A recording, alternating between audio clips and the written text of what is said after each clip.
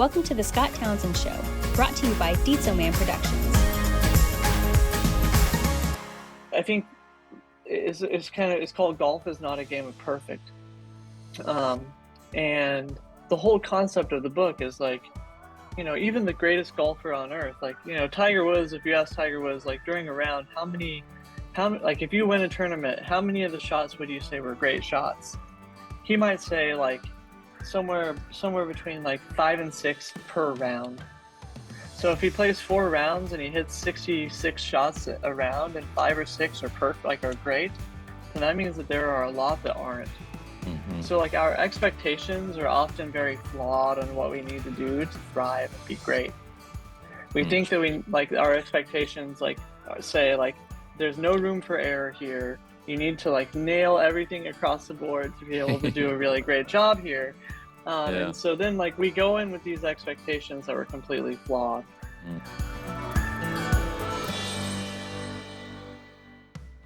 Hey, this is Scott Townsend. Welcome back to the Scott Townsend Show. And today I have with me special guest, good friend, all around great guy, very smart guy, by the way, Heath Black. Heath, hey Scott, how's it going, dude? Doing all right? Yeah, man. Doing really good. It's you know, living the dream out on the West Coast. It's where it's always between 50 degrees and 70 degrees, and you know, foggy most of the time. But you know, definitely doing well, and it's always good to see you and catch up. You know, we've known each other for I don't know how long has it been now? Probably 25 years, something like that. 20 years, yeah, easily.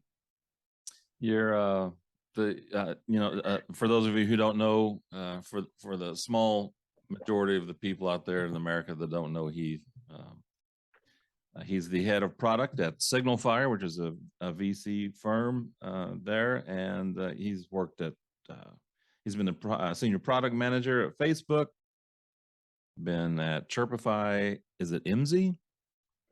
Yeah, MZ, and also at Reddit. Everybody knows Reddit. And what did you do at Reddit? Yeah, I was a product manager there. You know, first I was working on, we had a thing called Reddit Gifts, which if you're like aware of the concept of Secret Santa, where like you draw a name out of a hat and you buy a gift for that person. Yeah. Well, we had this like platform that allowed internet users to do that. Imagine if 100 or 200,000 people on the internet were all given a stranger's name and address, and they could buy them gifts. And so initially I was working on that for a good while. And then after that I was working, we were testing actually the media world to see whether we could, you know, kind of create, we had all this awesome content, like the community was creating all this remarkable stuff on a daily basis. So, you know, could we do podcasts and video and editorial and different things like that to capture some of that and bundle it up in other ways for people who might not be able to digest Reddit, but they want to hear those types of stories. And so I worked on that for the kind of the last half of my time at Reddit. Cool. And so, your husband, father, NBA enthusiast, a published poet, golfer. I am all of those. Yeah, I'm still golfing quite a bit, and still cheering for my Thunder, even though they're not that great anymore. But they're a year away from being right there. And but you know, I was joking with someone recently. He said, I met this guy on vacation, and he asked where I lived, and I said I live in the Bay Area, and he's like, "Oh, congrats, you all just won a championship." And I was like, "No, first of all, I'm not a Warriors fan, and secondly, like my championship was the fact that the Thunder got the second pick in the draft." So, you know, we did win a championship. We got Chet Holmgren, but you know, a little bit different trophy for us to hold up at the end of the season. What's with the Utah hat? Yeah, I lived in Utah, you know, for a while, and you know, the Jazz are there, and they have this like alternate jersey that is based on some of the national parks there have these like really vibrant red and orange and yellow rocks. Canyonlands, Bryce Canyon, Zion, different places like that, Arches. And so they have this like alternate jersey that's those colors. And even though I'm a big Thunder fan, I saw this hat and I just thought it was too cool. And so I collect. I have too many hats. It's like I used to have too many pairs of shoes. I started paring down a lot of those, but getting rid of my hats has been difficult. Yeah. I Yeah, understand that. for sure. So so again, thanks for being on the show. The reason why I invited Heath and I, like you said, have known each other for a long time. And so I saw this post on LinkedIn just one day. Heath posted this thing on LinkedIn about something I didn't know anything about. I mean, I didn't know anything about you about. Does that make any sense? I didn't know that you were going through this. How about that? And when I read this, I was like, well, it's pretty cool, pretty vulnerable of him to do that. Looks like he's trying to help others out there, which is what, that's what social media is all about to me. And this podcast, for example, the whole reason for this is to help people to be a bright light in a dark place, maybe help give people some answers or some hope or some motivation, inspiration, all that kind of stuff. So when I saw your post about mental health, I thought, oh, that's a really great subject. And I think I'm becoming more and more aware of people going through this kind of thing. I'm not quite sure why now than in the past, but so I'm going to turn it over to you. I'm going to quit talking here. This post that you put on LinkedIn, you wrote about this time. You want to kind of go into your story there, Yeah, right? for sure. My first kind of like struggle on like the mental health side was actually during college. Um, you know, I wasn't sleeping well. I was basically, I would on a good night maybe get an hour of sleep, Oh two man. hours of sleep, and this went on for maybe 3 or 4 months. And by the time it got to like that point of like a few months of that, like clearly I was just like so existentially exhausted. Like every conversation I had exhausted me, every relationship I had was exhausting me. And so I went to the doctor and they gave me some like medication, and honestly I didn't really like taking the medication. It made me sleep, but it made me feel not great. And so I went back to the doctor and said, I'd really rather not do that. Like, is there anything else I can do? And the doctor said, you should just like try talking to a therapist. And so I did. I started going to a therapist on campus at Oklahoma Wesleyan in Bartlesville, and and it was great. It was like a few months of just like just talking and like trying to like figure out what are the things that are kind of preventing me from sleeping, right? And it was like gradually like the 2 hours of sleep went to like 2.5 to 3 to 4, to where like I felt like I was expressing myself a lot, right? And I was able to like get a lot of that stuff out. And um and that was really great. And so after maybe 6 months of that struggle, like I felt like I got back on pretty good ground. um so then, like, fast forward, I graduate from college. I move to Chicago, go to graduate school, um, get married, all kinds of like really great positive stuff in my life. And then my dad, who really nicely, really deeply, is he passed away. And when he died, it was hard on everyone in the family. It was hard on a lot of his friends. It was hard on his coworkers. But yeah, I mean, he was my best man in my wedding, and um, we we're probably going to get married a little bit later than we did. We kind of rushed the wedding as much as we possibly could because we knew that his time was uh, getting shorter. And I kind of told my wife, like, I don't care where we get married. I don't care what the wedding looks like. I just care that he's there, and that he can stand next to me. And so, when he passed away, I kind of went through this like years long struggle of not talking about it, of just kind of carrying it with me everywhere, but not necessarily working through it and mourning appropriately.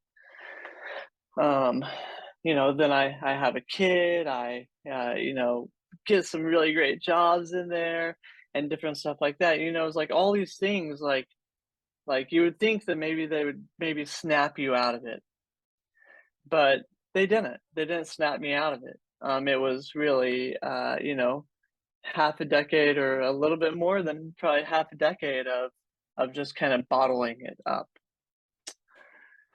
Um, and so in 2017 or so, I joined Facebook, um, and when I got there, like I was looking, it's like uh, weird start to work there because you get hired, but you don't necessarily have a job. So what you mean is like I had a job as a PM, but I had to find a team to work on. Hmm. This is about a 3-month long process for me. So there were like, you know 3 days a week where I would have absolutely nothing to do. I'd go to the campus, I would take a woodworking class, I would I would read books out on the lawn. I would like basically my whole goal was to try to find teams that were looking for product managers, meet with those teams, pitch them on me, right? But like, you know, uh, that would mean that maybe I'd have 2-3 days of work of meetings and things like that. Then I'd have 2 days to fill whatever. And so, I was basically I discovered that they had, when during this process, I discovered that one of the benefits of Facebook was 26 free therapy sessions. And, like I'd kind of been slowly eroding like my mental health over this like, 6-7 year period of time after my dad had passed away. And I had really kind of built a wall up around my heart. Um, and so I figured like, well, let's just see what talking to Joseph, feels like. And so I did. I started talking to a therapist at that point in time. Um, and the first maybe 6 months to a year was, really just getting to know Joseph. It was like getting to know each other to where like we had like a really good bond with each other. Um, but it was kind of like almost prophetic that I found him because towards like the beginning of 2018 or so, things really came to a head. Like it was like getting hit with a freight train. Anxiety started kicking in where, like it feels like a heart attack. Like having a panic attack feels like having a heart attack. I would just be, I would just out of nowhere start having a panic attack about the smallest things. My chest would feel like pressure pushing on it. I would have, my heart would go from 60 beats a minute to 200 beats a minute in a couple minutes. I would feel like I'm about to pass out. I would feel sick, and these would just come out of nowhere. What was 2000? What was it in 2018 that was kind of building this up? I don't know that there was like a catalyst. I think for me, a lot of it was that like if I was kind of at that like bottle up and explode point. It was like the bottle had been like shit, like there's carbonated water in it, and it had been shaken up for like 7 years. And then I met Joseph, and like when I met Joseph, like we slowly started opening the cap to that bottle. right? And like the more that I was talking about this stuff and opening up about this stuff, like the more aware I started becoming of like these bad patterns. And so like the anxiety started kicking in, and different things like that. So like it wasn't like an external thing happened. It was like these internal things were kind of like brewing and like ready to like burst. And and so it was pretty clear from my time with Joseph that like I was already like pretty depressed. That was like a lot of the kind of malaise of the 7 years that I had gone through. But like this is the first time that I had really ever had like major anxiety. So now I had pretty severe depression, pretty severe anxiety, and but the good news is like I had already built a team around me. Thank you for joining the Scott Townsend Show. We'll be back right after this. Before we continue, the best way to support the Scott Townsend Show is by telling friends, family members, and becoming a patron at patreon.com/the Scott Townsend Show. So yeah, we have awesome perks, personalized videos, personalized episodes, all kinds of cool stuff at different tier levels. Patreon allows us to do the show full-time, part-time, anytime. So thank you so much for your support. When you said you built up walls, did that hinder your ability to relate to others, maybe, or what? Yeah, What does totally. that mean? Yeah. I mean, it made me scared to parent. Losing my dad meant that like I was worried about. I was constantly like thinking like, oh man, I'm gonna mess this thing up. Like I'm gonna mess up this like fact that I have these two kids. Yeah. It meant that I struggled to make personal friends, really, like in male relationships. It meant that I wasn't an open husband. I wasn't like going to be, I wasn't like just being authentic. I was just ultimately like most of the relationships I had were pretty shallow. Even like just building up walls with myself where I felt depressed and I felt anxious, but like I wasn't wanting to talk about it. Depression is one of those things where, um, it looks differently for a lot of people. What was it like for you? It for me, a lot of it was like, it's kind of like if you think about like if you have a bucket with water and you like have a hole in the bottom of that bucket and you have to walk that bucket of water from point A to point B, like water is going to splash out of the top, but you also have water falling out of that hole. So it's like I had a bunch of those holes in my bucket. So it was like I'd be able to make it through 2-3 hours of a day before I was like ready to shut down. Like no conversation, no talking with people, like put me in a room by myself quietly. Like I don't want to wake up and get out of bed. I don't want to get I would go home, I would get in the bathtub. I didn't want to get out of the bathtub. Like I just wanted to like lay in the bathtub by myself, like Right. no one talking to me, no connection at all, and things like that. So it's like Was your to wife have those. concerned during this time?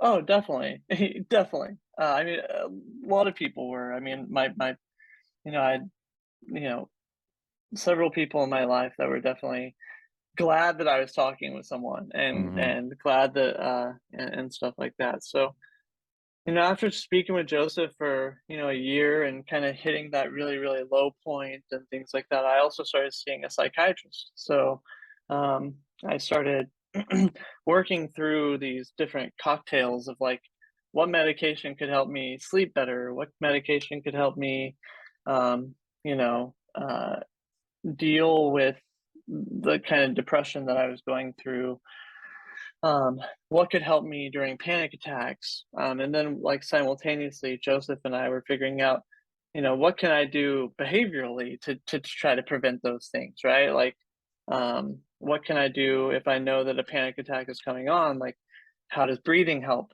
How does writing down stuff help? How does going for a walk and physical activity help? so 6 years of bottling it up, the lid starts to come off where like I go down like from a depression standpoint. I start getting highly anxious, so that goes through the roof.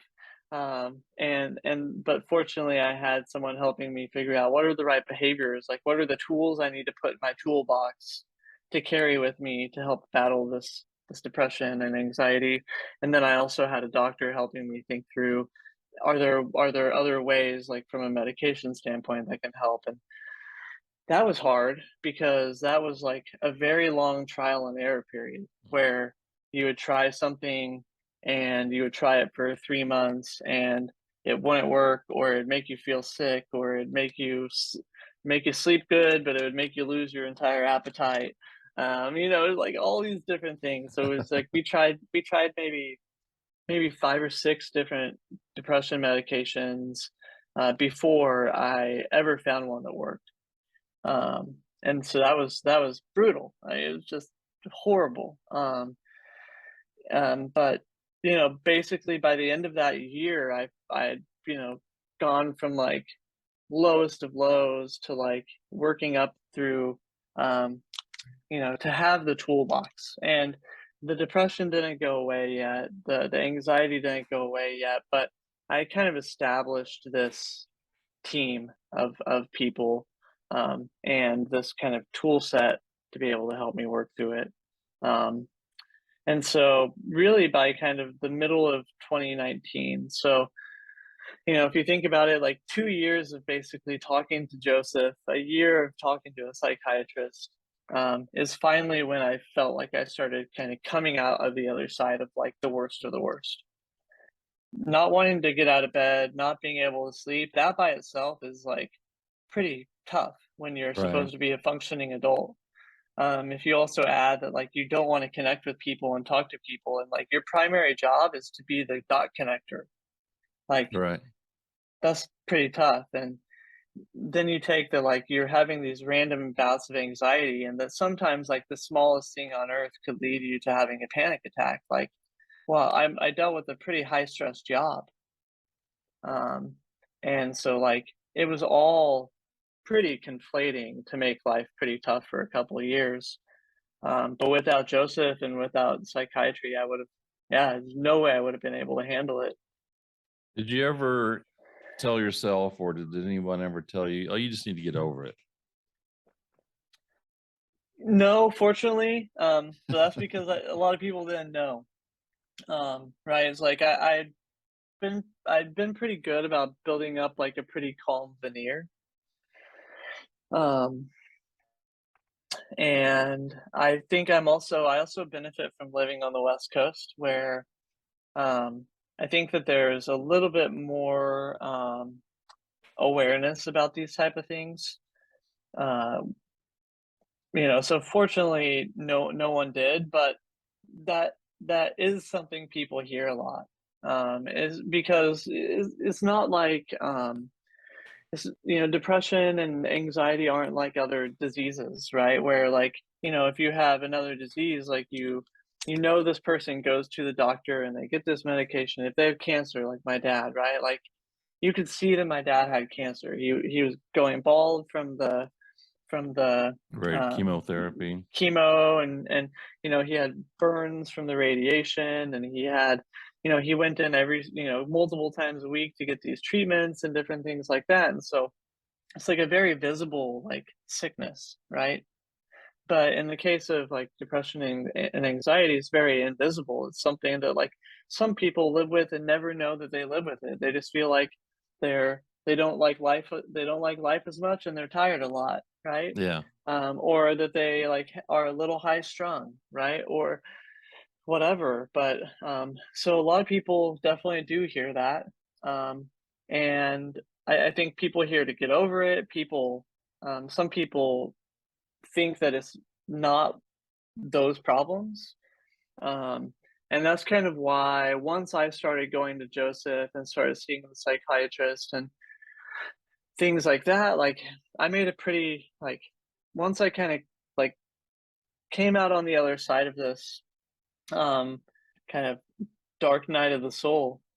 Um, I'm just like, I made it a point to be very forthright about the fact that I go to therapy and I go to a psychiatrist, and um, I talked with people, I regularly talk with people at the Facebook office, because my job was really around people and figuring out and working with all these different types of people. So I was constantly chatting with folks, and people would say, "Well, hey, I have to head out of town. My mom just died," and or "Sorry, like I've been having like a bunch of stuff going on in my life, and I feel pretty frazzled," and whatever. I would have people bringing up these things, and I would just almost like religiously say, like, you do know that you get 26 free therapy sessions um at Facebook. So like when you get back from your mom's funeral, like just telling you as someone who like buried my dad younger than I wanted to, like you should like go see. Like just go see. See if they're helpful. Um because you just don't know what that person's worldview is on mental health, and you don't know whether they've been told in their life to get over those types of things, or whether they've been told to address them and reconcile with them. But you know, because like I, grown up in small town, small town Midwest, Small town um, USA. yeah, a male, all these different things. Like I had kind of like felt like deal with it was my mentality with my dad's stuff for a long time, right? My like Hmm. kind of internal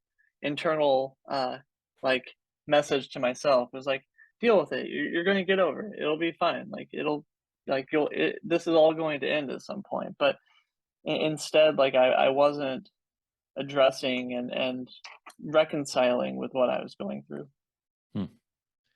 You're well, I'll get to that in a minute. But do you think Brene Brown has had an influence on America with her vulnerability talk on the TED stage? Yeah, I think a lot of people. Yeah, I think Brene Brown. I think I definitely feel like there's been a shift in recent years um, on the discussion for mental health. Like, I don't know if you saw recently, but like a UFC fighter, um, like these guys are like paid to beat the crap out of each other. Yeah. Um, he like won a match. And like after he won the match, like when they give him the microphone, he says like, basically, I woke up this morning to the news that an old mate of mine from I think he's from Ireland, but like an old mate of mine like commit suicide. And he's like, I want to use this time to say that like if you're a man out there and you're feeling like that, you need to talk with someone. And so like there's definitely been a shift in people being willing to talk about it. I don't feel like it's reached critical mass yet, but it's definitely at more mass than it was when I grew up. I Right. know like Yeah. like even out here there's like school psychologists instead of like like there's school counselors and there's school psychologists, right? Like you have like the actual like psychologists that are like tuned to working with kids and stuff like that. I think that I think suicide rates and problems with suicide have maybe helped kind of bring to light that like if we don't start talking about this stuff, more and more people are going to keep dying. Yeah. I saw where And suicide's like the #2 cause of death for people aged 10 to 34. So all yeah, these young people are just creating and here, even here in Bartlesville, I keep hearing about it. It's kind of like this thing that no one talks about, but it's happening more than we know because no one wants yeah, to talk about it, and it's so tragic. And yeah, it's crazy. yeah. So yeah, I mean, I think that it's been a real blessing that like you do have people like Brene Brown, people like this UFC fighter, um, that are that are talking about it, and bringing it more and more to light. because yeah, it's going to save lives. And like, fortunately for me, like that was not really where I was, like my headspace was. Like I was never really in the like I should just end this type of headspace. But like, you know, there's no telling what another 5, 6, 7 years of like eroding my mental health like would have done. Like I could have, you know, I could have lost my family. I could have, you know, burned every bridge with my kids. Um, you know, another 5, 6 years of like not building friendships would have been brutal. And so, you know, I think that you never quite know where people are. Because again, it's very invisible. You carry it with you everywhere, but like it's not something that you carry on the outside most of the time. A lot of people are pretty good at putting up that nice calm veneer. Right. Yeah. Especially guys, you know, I think it's yeah, a lot of men.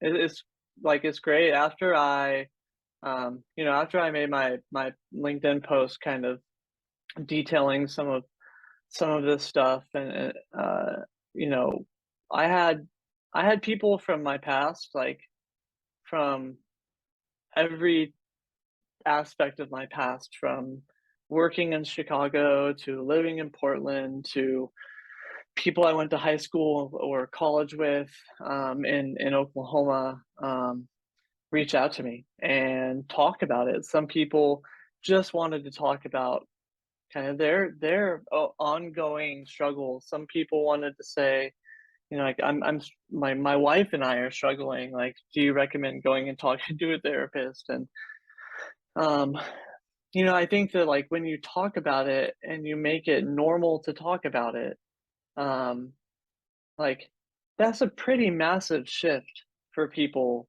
right. to like just mentally know like someone else is here.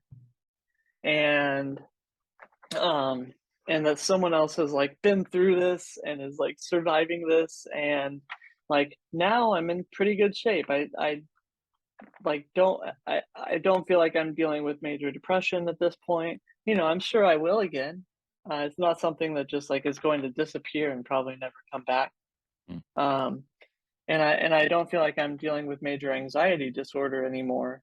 And it's been, you know, now it's been what, 5 years since I started going through that process. But like, and I feel like more importantly, like I feel like I mourn my dad properly now, where I don't look at my kids with like fear of leaving them behind. I look at them with like enjoyment that I'm here. Yeah. And and so, you know, like having men talk about this type of struggle is only going to help more and more men out. And so, you know, that's my like whole message is like it's okay to need a therapist or to need medication for mental health. Like it's okay. And like it's okay to hurt. Um it's okay to like um to like just acknowledge that you aren't okay. And you know, I think another thing is like if you're on the fence about whether you need to talk to someone, then you should talk with someone. It's like if you're on the fence, just do it. Dip, like, you know, see whether it works. If it doesn't work, great. But like if you're on the fence, just do it. And like if you know someone that's like on the fence, then like encourage them. But like, yeah, we just can't keep going through this like epidemic of silence. And looking the other way. Yeah. If we know people that are going through it, if we ourselves are going through it, like it's just we've got to acknowledge that it's okay. And for me, I didn't acknowledge that it was okay. I just saw that there was a benefit at my company. And fortunately for me, that opened up the door, right? But it all just started with me being willing to say, well, I guess like I've really got nothing else to do. And I've got 26 of these free things. So like, you know, I might as well use this benefit and see what I can get out of it. And it changed my life. 100%. Do you think when people are in talk therapy, or let me back up. Do you think the reason why people don't want to talk about it is because once you start talking about it, it becomes real? If you don't say anything about it, it's not, you can kind of fool yourself. But when you say, if you call it out, it Yeah. makes it real. Yeah, I mean, I think vulnerability is hard. Whether you're vulnerable with yourself, a therapist, your coworkers, your spouse, whatever. It's like just vulnerability is not easy. It requires looking in the mirror and being okay with not liking what you see at times, Yeah. um, and self-awareness. Like if self-awareness was easy, dude, then like imagine what this world will look like. We'd have so many like fewer problems. But self-awareness just isn't easy. So I think that like that is like a big thing. It's like just vulnerability and self-awareness, like to know that you need to talk to someone, but also the being like the willingness to just say, like, I'm bare. Like I'm bare, like here's everything, take it. Like that's not easy for anyone. Right. Again, like to your point, like we're you know we're kind of raised in this world of like kind of uniformity, right?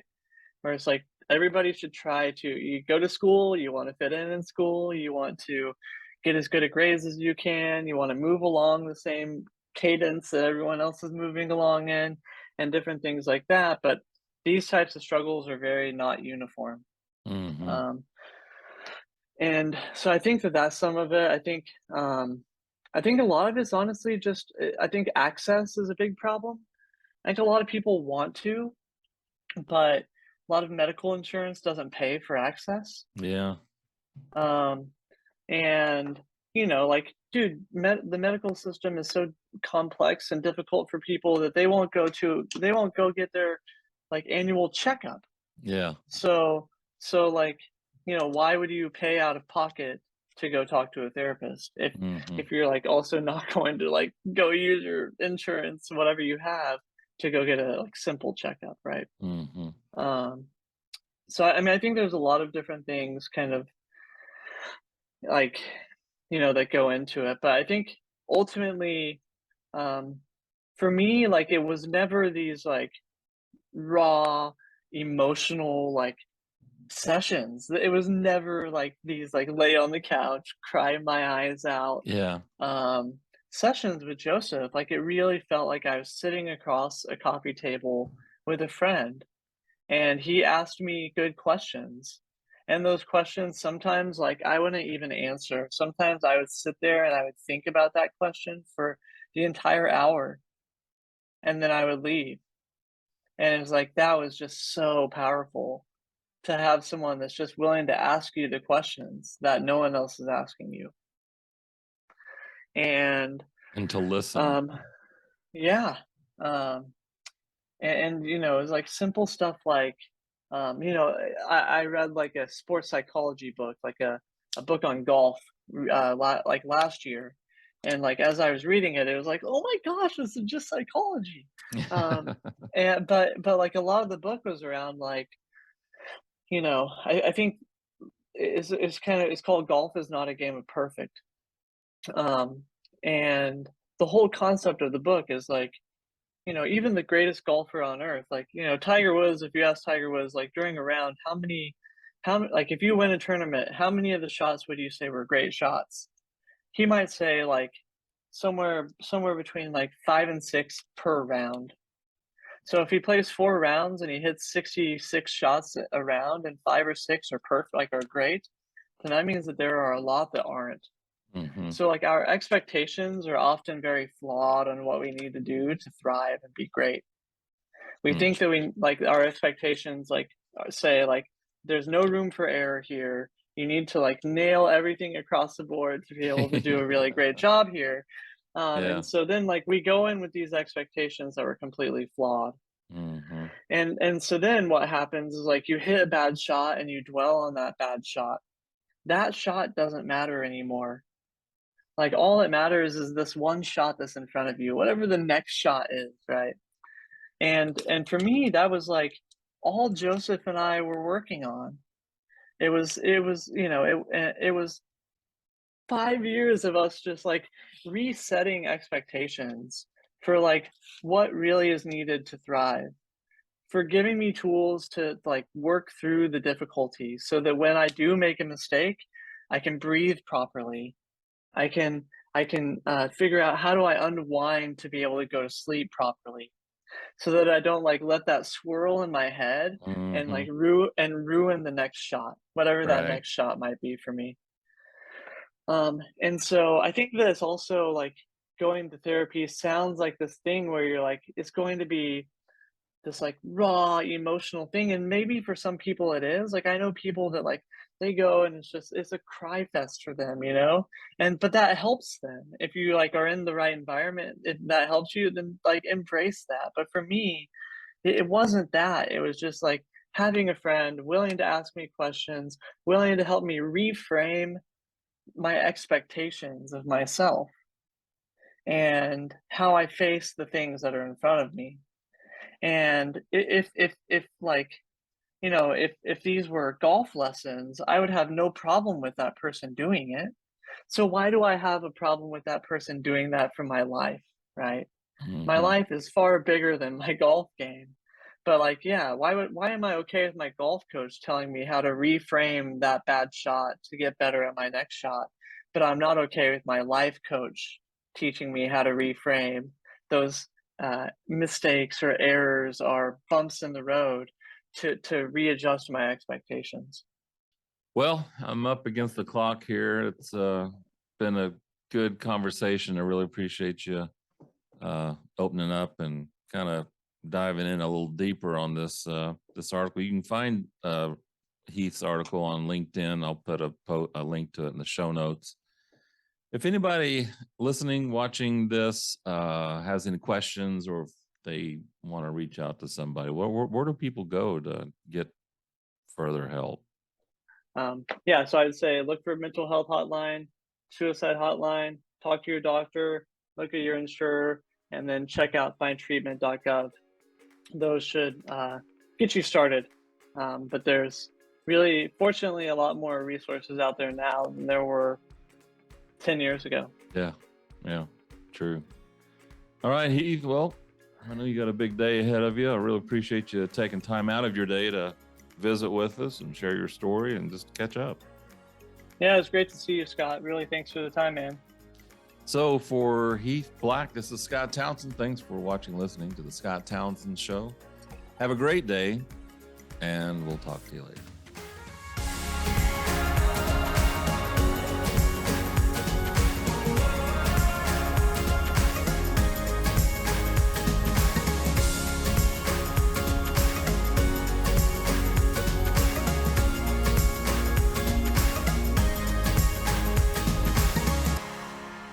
The Scott Townsend Show is a Dietzo Man production. For more episodes, visit the Scott Townsend Show YouTube channel, listen on Apple Podcasts, or wherever you listen to your favorite shows.